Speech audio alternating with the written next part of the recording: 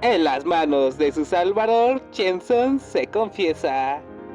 Todo este tiempo había sido ese chico que despreciaba. Pero eso nunca fue nada cierto. Y esta noche se lo confirma. Asa se ha entregado a su pecado. Pero ¿qué más da si ambos son muy felices? Solo por esta noche no habrá quien los separe.